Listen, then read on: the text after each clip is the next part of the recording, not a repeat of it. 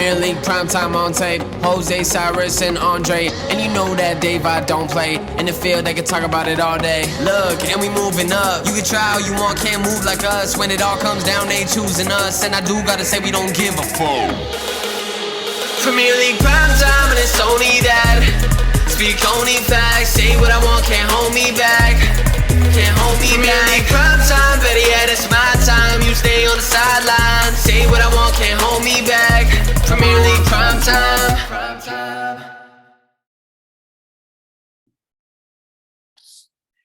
Hello and welcome back to Premier League Primetime, and we are here, no, not to talk about the 4 games at the weekend, but no, we're back again. We're back with Mr. Ben. How are you? How are you doing, sir? I'm doing well. Other than a team, of course, making all my hopes and dreams crumble as they exited the Champions League. And I know someone spammed me citizens like a million times, but that's okay. Wait, that wasn't me this time. Really? Yeah. You're always the one to spam citizens whenever we lose. But anyways, of course, we're back with Ben. And what better to actually talk about than El Clásico at the weekend, Barcelona hosting Real Madrid. Before we start, shout out to a good friend of mine, Ava. Her very happy birthday. I told you you'd get your shout out. I got you your shout out. There you have it. And first, we're just gonna go into a cheeky bit of keeper's cell. We'll start off with a world-class goalkeeper in Neto, backup to Ter Stegen, you know, but of course, there are youngsters coming through. Iñaki Peña, saw him in Europa League today. To concede a goal against Galatasaray. Would you keep Nets around as just someone who's experienced, been there, and keep him around as a backup? Or would you cash in, get someone better in, or rely on the youngsters as a second string goalkeeper? To be fair, I think he's not that bad of a sub goalkeeper. He's actually pretty decent goalkeeper, but I think he demands sort of too high of a wage for, I mean, especially now since Barca's in sort of financial crisis that they're in, and also the fact that he doesn't get that much playing time. When he does play, sometimes he's a little bit nervous. I think last season. I mean, I don't blame him for being nervous. I mean, the state of Barca's defense last season was just shambolic. Yeah, I think you can point to I think it was the El Clásico of last season, and he was starting, and he kind of screwed up a little bit. I guess you can say that. So I don't know. I mean, Ter Stegen's been a solid option for us, and I don't see any reason. He's been a bit error prone this season. I'm not gonna lie. He's made more mistakes than none. Yeah, I mean, there's been some rough patches, but I honestly think that he's pretty world-class goalkeeper, just judging by the past few games. He's especially. A world-class goalkeeper. He's definitely a world-class goalkeeper. Yeah. I mean, he's no David De Gea, but he's 100% world-class goalkeeper. I don't know. And he's definitely up there. He's up there, but David De Gea is De Gea is my guy. Next, of course, on the list, Sergio Dest. If I were with a certain person right now, I don't know if he would be able to control himself when talking about Sergio Dest.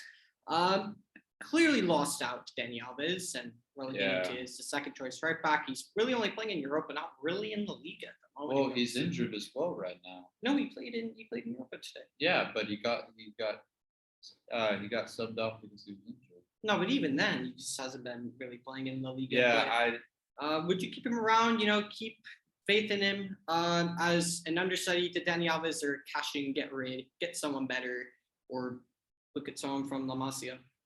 I think they were trying to bring in someone else. I mean, Mazraoui from Ajax. Yeah, I think their original idea was for him to be the sort of replacement to Jordi Alba, but the right back.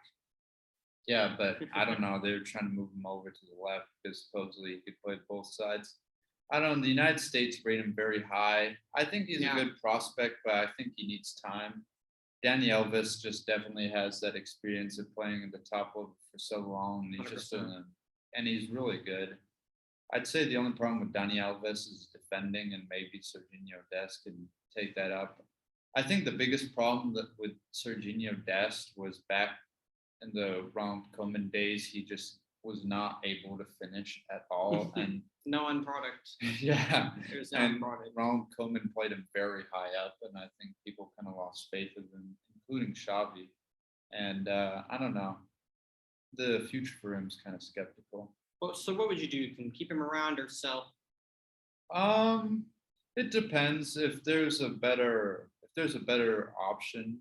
For example, the other dude at Ajax, or like there's a good offer for him. I heard Maruzi, whatever his name yeah, is. He's a great player. I heard there's a couple of like people in England that are looking for Serginho, and if he wants to focus on his future, his immediate future, I guess like the best way is the way out. I don't know. Fair enough. Yeah, I can see that. Next, of course, we have one of Ben's favorite players, Sergio Roberto. Pretty much the same as Serginho Dest. Clearly lost out his place, relegated to not even second choice, but third choice. Would you keep Sergio Roberto around? He's his experience, he has depth. He's great at defending, of course. Yeah. He's very good at going forward, and he's just a really solid all-around midfielder. Or would you unfortunately cash in on the very young and promising Sergio Roberto? He kind of reminds me of like Barcelona's James Milner a little bit.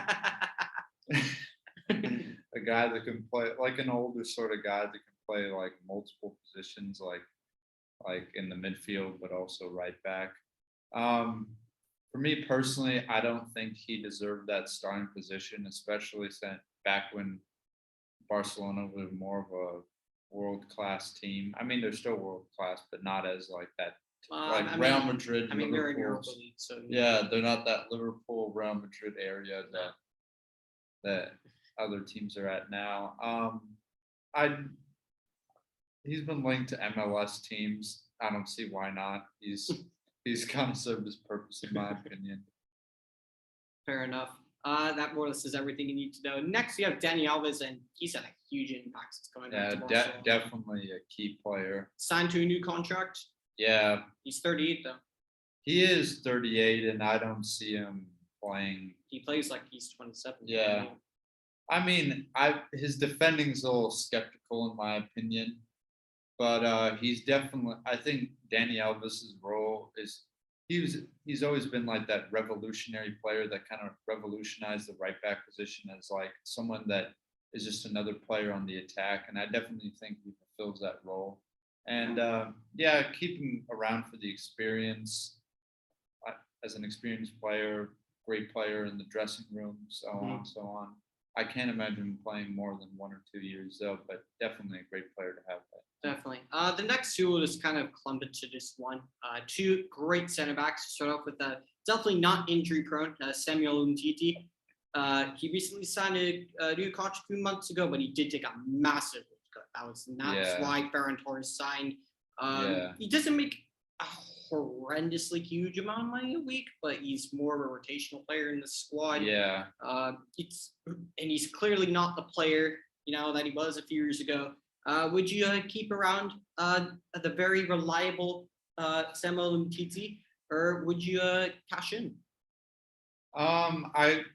Before I was one of those guys that were like, I was very disappointed with the Barca defense. So I was a very like big critic of Samuel Umtiti, but I don't know. It just seems like he's not going to get a lot of game time with the amount of like the center backs that are in rotation right now with like Eric Garcia is a great center back.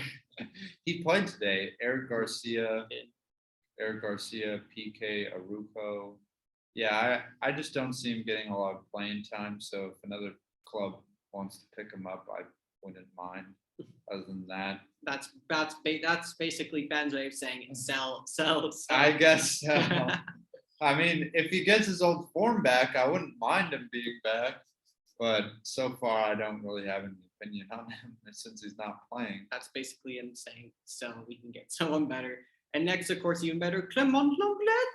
He's more of a French squad. Immediate sell. I don't see any purpose of keeping him around. He's terrible for Barca. He's terrible for the French national team. Just out. Period. I think Lenglet's, but he's pretty young. He's fairly promising. You sure you'd sell Clement? I'd sell him. I'd sell him.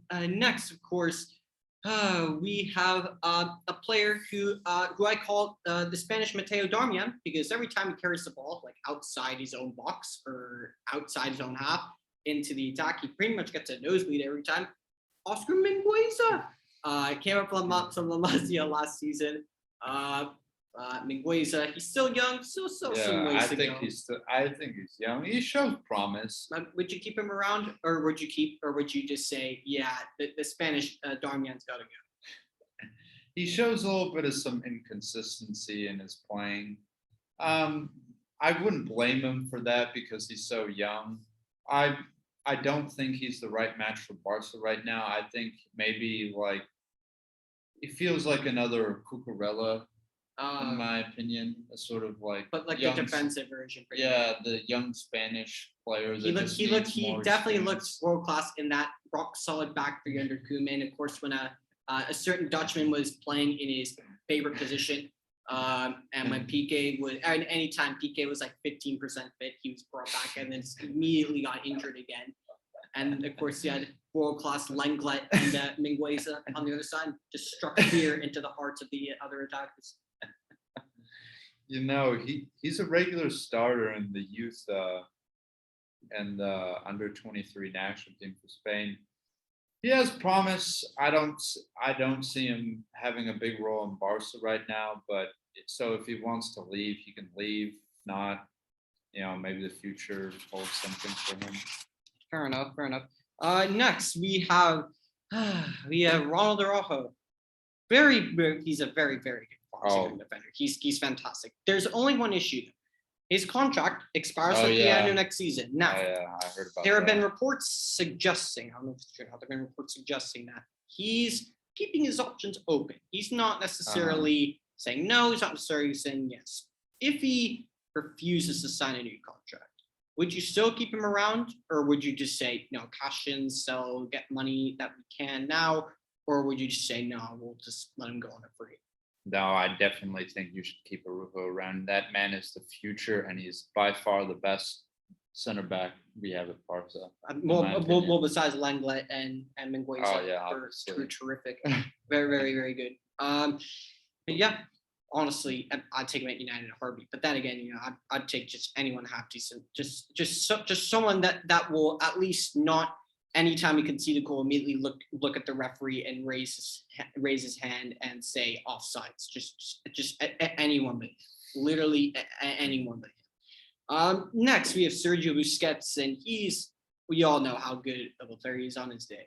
One of the most experienced in the world in his position, right? Yeah. He has that forever veteran presence. One of the last few members of that Barca core from the Pep era, but there is a problem. His legs I call him the Spanish Matic. Obviously, he's better than Matic in like every way, shape, or form. But just the comparison, because his legs they've gone, and he's becoming slower, more mobile. Even Xavi's slowly starting to phase him out of the side. Yeah. He's still an important player, but with younger players knocking on the door and maybe reinforcements coming in the summer, would you still keep him around, or would you say, yeah, it's your time now? I mean, he sort of reminds me of like the way Xavi kind of progressed out of the team during that period. In 2015, like slowly but surely, he started getting less and less game time until he became sort of like an on and off player. I think I'd keep him around just because he's just by far one of the most experienced players in the team, and I think that's what Barca needs. He's definitely a world-class player. Yeah, he's slowing down. I'd say was. I wouldn't say right now. He was. I don't know. I thought the Euro 2021 was convincing that he still has some talent left. Mm-hmm.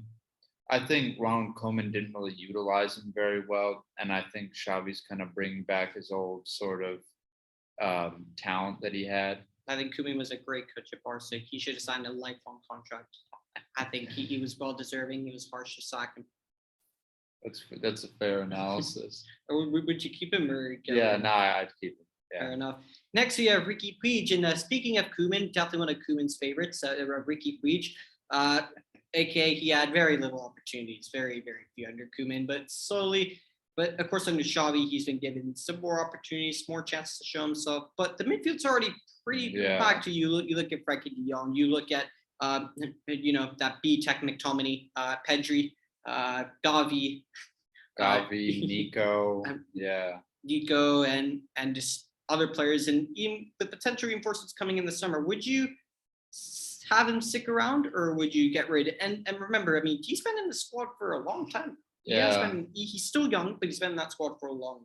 Yeah, I suggest. I mean, he does show his dedication to Barca, even through the Ronald Koeman era, where he just wasn't getting game time at all. He's definitely a talented player. I'd probably loan him so he could get more playing time, because it just seems like that midfield's kind of full at the moment. Loan for Ricky Puig. I think this guy's been loaned out so many times. Next, of course, we have the one and only Mr. Constantly Fit, Mr. Ben Fit his whole Barca career, Mr. 105 million from Borussia Dortmund, Mr. Ousmane Dembele. And he still will never be worth the money that Barca paid. He's not worth his contract expires in the summer, but he's proving to be more of an integral part, and he's had a very, very, very good run of games. And he just, something about him looks different. He looks different under Xavi. He looks more focused, looks more disciplined. But he still has huge wages nonetheless. But would you really, really try and keep him around and try and convince him to sign a new contract, or would you just let him just walk away at the end of the season? I'd have to see where the season takes us. I mean, definitely, as you said, Dembele's proven to be a player that looked like the player that we bought in 2017. Yeah, he looked like the player that we bought in 2017 now, and he looks about time. Yeah, about time. That is for sure. Yeah, he looks great. I'm really liking Dembele now. As far as what he's worth, I don't think that with Araujo and other players, like I don't know if it was Nico or Gavi that wanted more money, as his contract was under debate. He will have to take a wage cut because he has such a high price tag. If he can get his ego under control and the way he's playing now, I definitely want him around. With that being said, there are other clubs like in England that can offer him more money. No, he can say far from Manchester United. I'll say that right now. He can say far away from us. Not necessarily Man United, but we're always linked to him. I don't want that. But yeah, the door is always open for him. I'd keep him personally, but if he wants to leave, no one's forcing him to stay. Fair enough. Next, of course, we have the one and only player who Ronald Koeman said, better than the year than Neymar. He's back up and behind Pierre-Emerick Aubameyang and Memphis Depay in the pecking order, which is the player who gives me PTSD when I think about him scoring a header. It gives me flashbacks of the Europa League semifinal when Manchester United played Sevilla. And Lindelof, couldn't look the right way for his life, and Wan-Bissaka and Luke de Jong just scored 2 headers and made him look like prime Venice story. But then again, we make like any player look world class. But back on to Barca, he's scored some vital goals. I have to say, and you know what? Like Xavi's been frequently using I'm not saying he's an important player, but like Xavi sees him as somewhat important. Yeah. His loan does expire at the end of the season. Would you sign him permanently, or would you send the best Dutch striker ever back to Sevilla? I think that's up to him to decide whether he wants to be a super sub. I don't see him moving. I don't see him becoming a starting player with the players we have now. He's definitely great. He's definitely great off the bench. I think he has to decide for himself whether what role he wants to be in his future, because I don't see him taking up that starting position, but definitely a great player for us. Fair enough. Next we have the one and only, Mr. Martin Goatwaite, Martin Braithwaite. Like an attack, a striking duo of him and Luke De Jong would just be probably the best in the world, hands down. They would destroy any defense that they come up against. He's more of a fringe player, unfortunately. Goatwaite's not being very appreciated by Xavi. Would you keep Goatwaite around for the shits and giggles, or would you just unfortunately say goodbye to Goatwaite? As much as I love him, if he's fine being a sort of like every couple of games, have him come off of the bench as a sub player, blah blah blah. Yeah, if he wants to do that, I don't think that Xavi's really going to use him very often. Unfortunately, he's not that good of a player. But yeah, I'd say sell, unfortunately. Fair enough. And before we get into the loanies, lastly, we have Memphis Depay. Now, he started off the season more or less like the first name on the team sheet under Koeman, and he was more or less saving Barca's season and realized that he can't carry an entire squad on his own, and he had rough patches, some bad form. He turned into Timo Werner a few times, missed some very good chances, but now he's in and out of the side. Xavi definitely likes him. He's just rotating in and out. What would you do in that? He's got a year left on his contract after this season. What would you do with him? Yeah, I'd keep him. I think he's a good player, but I don't know. It's kind of hard to say because Memphis Depay is a great striker, but then again, Aubameyang doesn't look like he has like any chance of stopping from scoring. So it might be a little bit hard to compete with him. It'll definitely promote competition between the two, which is a good thing. But yeah, I'd like him to stay. He seems like he could possibly fit into a sort of cam role as well. But yeah, I hope he stays. But I don't see him staying if he's not starting. Fair enough. Next, we have 3 world-class signings and loanees from Barca. What would you do with Philippe Coutinho, who just clearly is a world-class player at his time at Barca? Definitely worth 142 million pounds. Aston Villa, he's performing very well at Villa. Yeah, right, he's performing well. Are you hoping he continues these performances so he can just come right back into the side, or so that Villa will buy? I hope Villa buys because, first of all, I don't think he likes Barca that much. I don't think the press has been kind to him at Barca, and I also don't think he was really given the opportunity that he could. But I also think he wants to be the sort of like superstar, and I think he was kind of in the shadow of Messi and Suarez, for example. Yeah, I also don't think that Barca can pay what his current contract, and a Premier League side probably could pay the money he wants. I'd say leave. Fair enough. Antoine Griezmann. So they spend 120 million pounds on Antoine Griezmann to bring him in, a player who just was never going to fit in the first place. And then after two seasons later, he gets loaned out back to the club he came from. Not only there are travels, but a club who not only somehow got a free loan, but they got a buy option for 40 million pounds, which was a third of the price that they sold him for. That was probably by far the worst transfer that Barca has done. What would you do with Griezmann? I mean, the thing with Griezmann is that we already know from experience that he doesn't like playing on the wing. And I just think that the striker position with Depay and Aubameyang is kind of taken up right now. I'm still hearing that they could get Haaland too in the summer. I doubt that will happen. I don't think that'll happen. I heard he's been linked to Man City a lot. No, I hope that doesn't happen because that will make me cry. That would be pretty bad. But yeah, that would make me cry to imagine Maguire against Haaland. That will really just give me heart attacks every week. Yeah, unfortunately, I don't see him sticking around. I think I mean, as much as it hurts to say this, I think he's just a better fit for Atletico Madrid.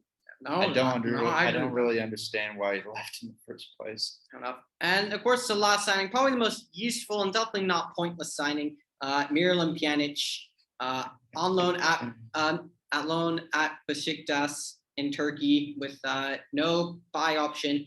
Definitely seen as a future Barca player going forward. Yeah, he's kind of old at the moment. And the deal made no sense. Like they got rid of what they saw as like the new Iniesta in Arthur. Yeah, but to be honest, Arthur isn't doing that well as like people imagine, as well as Juventus.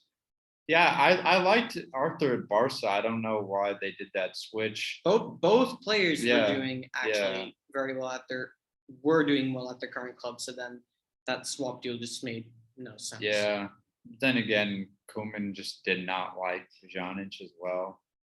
I don't know. That wasn't a Koeman thing. I think that was a Bartomeu. That wasn't a Koeman deal. Yeah, that wasn't a Koeman deal, but it just seemed like Koeman didn't really play Pjanic. Yeah, I just don't see him sticking around. I think he's one of the players of the leftover failure signings of has-beens like Umtiti, Langlet, Pjanic, Coutinho, just a bunch of players, in my opinion, need to go. Fair enough. And that will do it for our keeper cell. Next, now players to bring in now. We'll start with positions on the pitch. Just a few positions that you bring in, that you would players that I'd bring in. Yeah, or positions that you would strengthen on the pitch. Definitely center back. I think PK is kind of reaching his expiration date, in my opinion. He's obviously a solid leader and player, but I also think that his time is kind of up. Another thing is that Eric Garcia is a little too young, in my opinion, to be occupying the starting position once in a while. Yeah, I think that he just needs more experience, so he shouldn't be starting as much as he is. So I think the center back, I've been saying this for years, Barca needs a new center back. They need to stop buying all these players. My hope is De Ligt, but obviously he's very expensive. And I don't think Barca can afford him right now. I don't think Barca can afford a lot of people right now, but I mean, Matthijs de Ligt is also on my dream summer list, especially if he gets on. I think it's on everybody's list. He's everyone that needs a center back. Yeah, he's one of the best young center backs, I think, in world football. Yeah, I'd love to see him at Manchester United, but that's not happening if we don't get Ten Hag. But next, there are a few free agents that have definitely been linked with a move to Barcelona. Just a few for me to just throw out: Cesar Azpilicueta, Andreas Christensen, who looked world class alongside Kurt Zouma in a back four, and Franck Kessie looks like he's pretty much about to sign for Barca. Yeah, I mean, it seems like Barca is going to be like a safe haven for people without contracts. Yeah, I wouldn't mind the Danish dude from Chelsea, Christensen. Christensen. I mean, any of the new players that we can get, I think we need more fresh players in the squad. That doesn't sound bad. What about Azpilicueta? Azpilicueta, how old is he? I think he's early 30s. Yeah, early 30s. Yeah, if he's on a free transfer, I don't see him. I'd say it's a good transfer. I like Azpilicueta. He's good. He's a solid player. What about Franck Kessie? I guess. I mean, don't really have much opinion on him. Fair enough. Next, now we're actually go right into the El Clásico preview. I mean, you more or less talked in the keeper cell, what players you thought were more or less crucial to the side, and almost just talked about deals could be done in the summer. So go right into the El Clásico preview. what does Xavi need to do to tactically set up correctly against Real Madrid, who are leading the league right now? Definitely, I'd say. Definitely, you need to cut out Vinicius out of the game. Yeah, that was You need to one of my cut him out questions. right from the beginning. I think that's one of the players that if you take out, Real Madrid doesn't really have an attack, because the goals we've seen from Benzema seem to be not like the sort, like, Messi dribbles, he kind of creates the play and then he finishes it. Yep. Benzema is more of like that, classic number service. 9. You need to give him service. Yeah, it seems like that's the thing you need to do with Benzema. Yeah, cut out Vinicius. Probably I'd suggest try to man mark Benzema. The way you cut out Vinicius would probably try to be cut out the passing lanes and stop him from getting the ball. Modric seems very deadly. Modric has that class of it about him. And that sort of goes into my next question. What in your opinion, as you've seen from Real Madrid this season, from Carlo Ancelotti's side, right? What has been different about them this season in comparison to Zidane's Real Madrid last season? It just seemed like Zidane's Real Madrid was sort of lacking chemistry. It seemed like they were sort of all over the place, and some players were putting in more effort than other players. Like it seemed like Modric was putting a lot more effort than like players like Militao, or it just feels. Militao looks very good. Yeah, Militao looked way better this season than he did under Zidane. Yeah, I just think that they're a lot more coordinated team, and it seems like the tactics that Ancelotti implements is just better for Real Madrid, in my opinion. 100%. Where do you think their successes have stemmed from the season?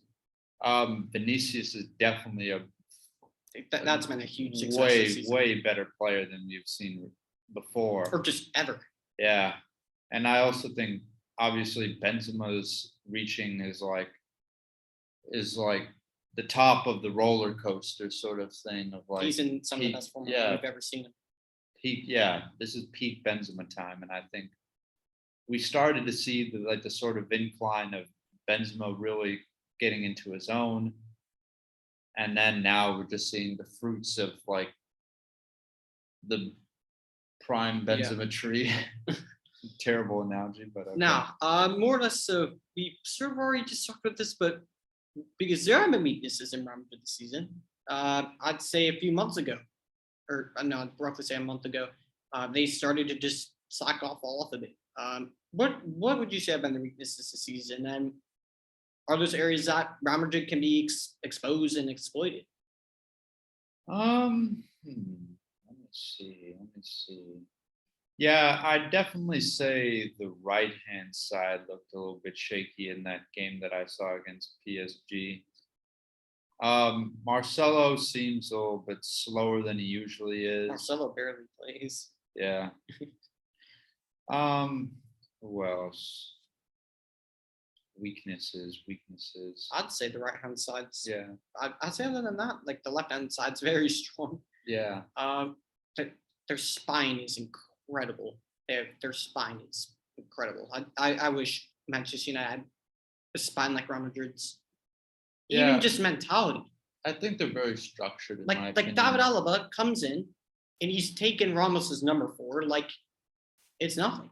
Yeah, I definitely think that. That's just so beyond impressive to me. I think that mentality, proven winner. Yeah, I think that's what another thing that Real Madrid was missing was that kind of that person that would fulfill the role of Sergio Ramos. And I think that was missing in the team for I think was it last season, because he was in and out of injury and whatnot. He's taken Ramos's number 4 and he's living up to it perfectly. Whereas a certain player has taken Rio Ferdinand's number 5 and he's more or less just he really is just hurting my soul every time I see him wear that number 5. Next, what would your preferred starting 11 be against Real Madrid? I mean, we all know Goatway and De Jong's going to be up front. But But what would your starting 11 be? And then what do you think Xavi would do? That would be different from yours. I'd say my starting 11 would be Ter Stegen in goal, obviously. Definitely Mingwesa right back. Because he's great at attacking. I'd choose Dani Alves. I think Xavi would do the same. Same with Ter Stegen. I'd put PK and Arujo and then Jordi Alba. I think Jordi Alba. Not Lenglet and Garcia? No. I think if Xavi took a line of coke, he might start Eric Garcia. I don't know. I just think that Eric Garcia is just too young and too rash sometimes. A little bit of inexperience in my opinion. Busquets, without a question, Xavi and I would probably both put them there. That's actually an interesting selection. Yeah. I personally wouldn't go Busquets. I just think that that's something Xavi would do. I mean, I'd do it just because of the experience he brings, and he's just played again so many El Clásicos. De Jong starting, obviously, no questions. I think I'd start Gavi. Gavi is just world class in my opinion. One of the best youngsters out there right now. I think Xavi prefers Pedri though, so I think Pedri might start. Pedri has to start that game. You have to start Pedri. He's literally the best youngster in the world. I like him, but I don't know. He just seems like he's unmotivated sometimes, in my opinion. Pedri looks like one of the most motivated players on the pitch when I see Barca. When I see Pedri, like today, did you see that goal he scored today against Galatasaray? That was a great goal. My opinion's changing. I'll say that. Who would your front three, or who would your front three and Xavi's front three? I think both of us would start Aubameyang. Traore, definitely. Left-hand side. I'm not really sure. If you need someone who's deadly in front of goal, I think Ferran Torres is the guy. I think Xavi's going to choose Ferran Torres. I personally would prefer someone else like Dembele, but I think Dembele would actually be the better option. Yeah, I think Dembele would be. I think he would be the better option, but I just think that Xavi's in love with Ferran Torres for some strange reason. Anyways, next, the combined 11 all just represent Real Madrid, just because we have someone else that represents Real Madrid here. Goalkeeper, Ter Stegen or Courtois? For me, I'm going to go Courtois because I think it's got to be Courtois over Ter Stegen. For me, his form looks astronomically better than seasons gone by. Like, he hasn't really made many errors this season. Yeah, Ter Stegen definitely has made errors. Courtois is just beautiful consistency. It has to be Courtois. And we'll go with a 4-3-3. At right back, it's between Carvajal and Dani Alves, but Mingwesa is obviously not with it. Or Sergio Roberto. Sergio Roberto. Yeah. I guess, would you go Dani Alves? Yeah. Dani Alves. Dani Alves is Carvajal. I've never really found the appeal in Carvajal. I think he's a good right back. He's a solid right back. Just I don't believe that I'm one of those people who believe that right back should be fast, and he's not, and he's just really rash sometimes. Fair enough. Center backs. Of course, you gotta have Lenglet in there. Without a doubt. Lenglet and Nacho, just like what a duo. No, to be fair, Nacho is not that bad. No, but for me, it has to be Militao and Alba. They have stolen the show. They've been phenomenal this season. Yeah, it's got to be Militao. I mean, I'm a really big fan of Arujo, so I personally think he's better than Militao. But really, yeah. I mean, Militao's stepped up this season. He's been consistent as well. Arujo's been in and out of the side. Some games poor. He's finding consistency in terms of just if we're doing it off of form. I guess Arujo gets it because this combined 11 is off of form. Okay. Alaba has to be in there. That's definitely without question. Alaba and Arujo, I guess that's fair. Left back, it's not a question, isn't it? Off of recent form, Some Jordi Alba. Jordi Alba, without doubt. There we go. Into the midfield. In for the three midfielders now.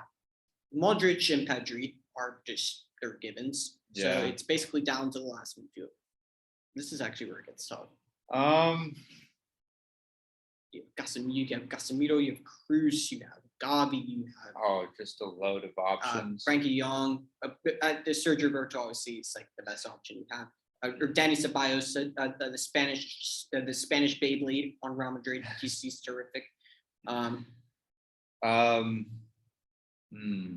is a difficult one. Yeah, in my opinion, God, I think you could choose anybody. To be honest, Who would you say? Who would you shop for?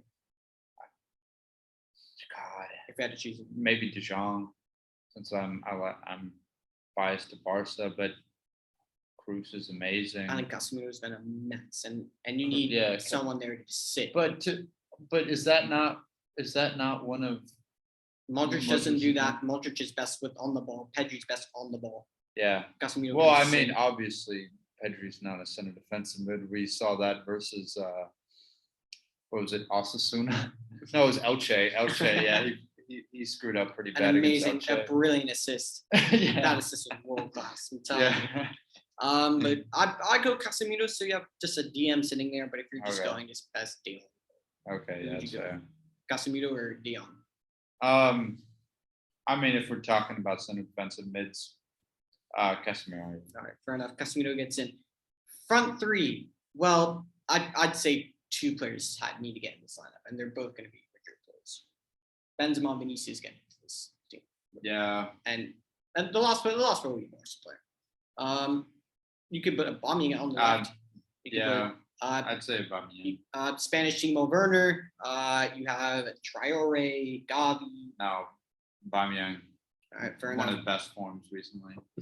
Fair enough. And score predictions before we just get into some last quick fire questions. Score predictions.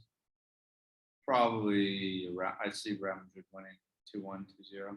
Probably 2-1. Fair enough. I think so. I will go. I'll go 2-1 Real Madrid. Yeah. Anyway, so quick fire questions. Who will win the Champions League? And if you say the citizens, we'll just end the video right now. That's it. That's kind of hard, to be honest. I think Manchester United. Manchester United definitely, because they're still in it. Probably say gotta be a repeat of 2018, in my opinion. Real Madrid. Liverpool. I think that. Of 2019.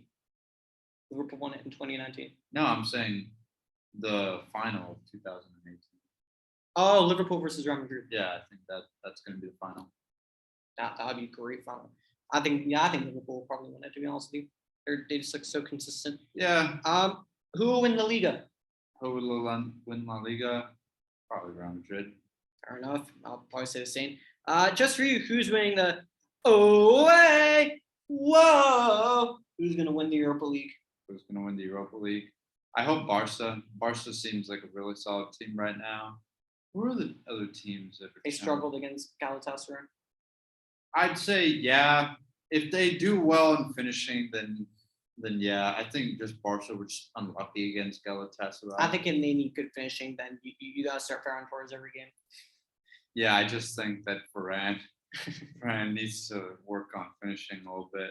I think he's a little nervous when he plays sometimes. Fair enough. I think you saw that in Napoli. Fair enough.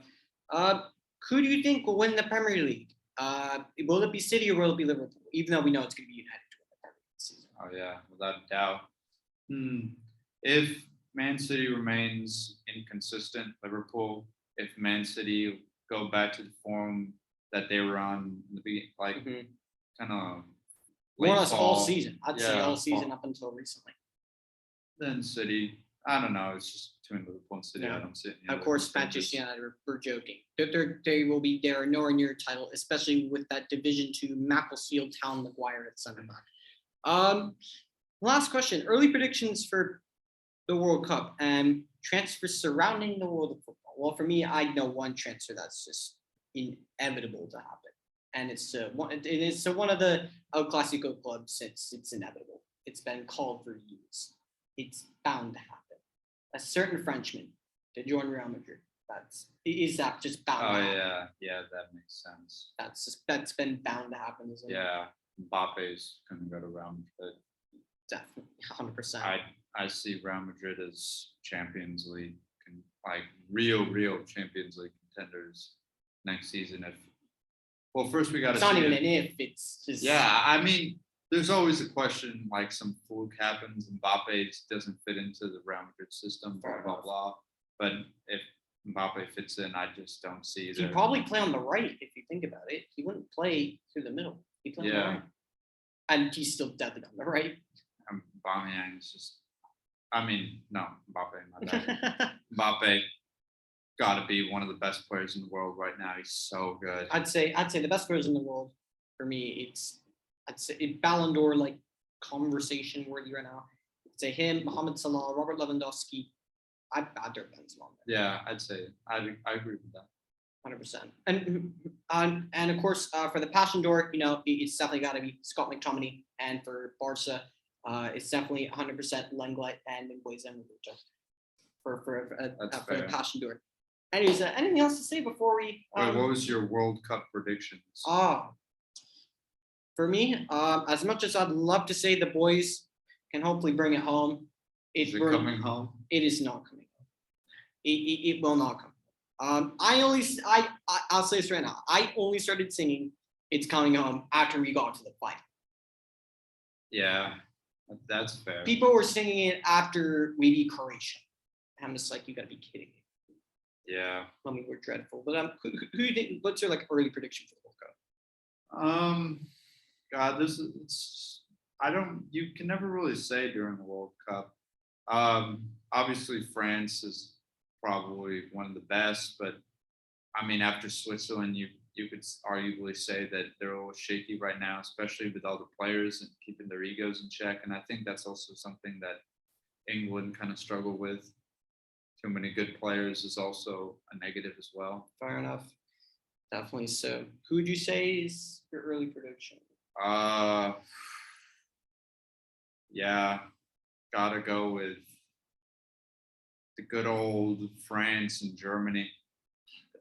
I don't think it'll be either, but anything else to say before we wrap it up? Nothing. Thank you for having me. Anyways, it's been a pleasure. It's been a great video. Absolutely, as Ollie would say, absolutely fantastic. And quick screw you to Unai Emery for beating Juve.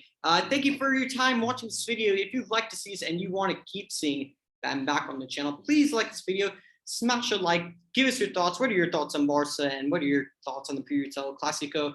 Who do you think is going to win it? Let us know. Show the channel some love, and wherever you are watching this in the world, have a great day or evening.